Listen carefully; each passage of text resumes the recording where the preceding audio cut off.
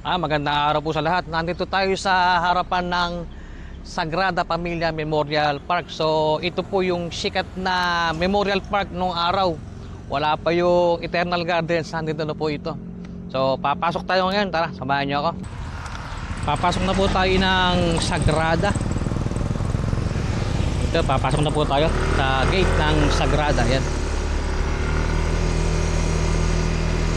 Ito po yung Sagrada, ito po yung sikat na Memorial Park noon nung wala pa yung Eternal Gardens.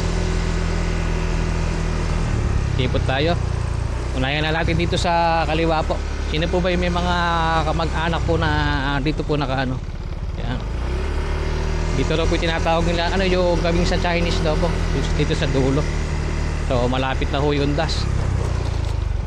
Silip-silip muna tayo. Dito po sa dulo, bihira akong magawi po dito. Kasi doon kami sa kabilang side.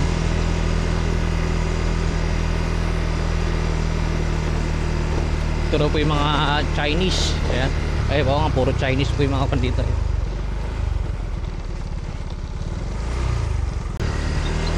Patagal tayo sa kabilang side. Yan. Shout out po sa mga dito. Kita-kita kids po sa Hondas. Marami na rin mo si Leo. Dati wala pa kung gano'n nakalibing po rito. Ito wala pa. Dahil nung namatay po yung lolo ko nung 90s, dito namin siya pinalibing. So halos bakante pa po lahat to.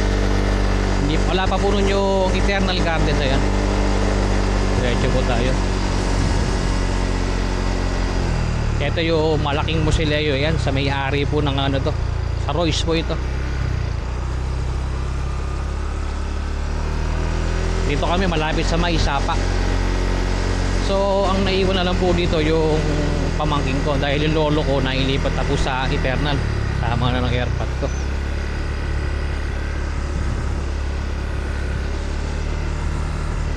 Yeah, ito po yung Sapa, malapit na.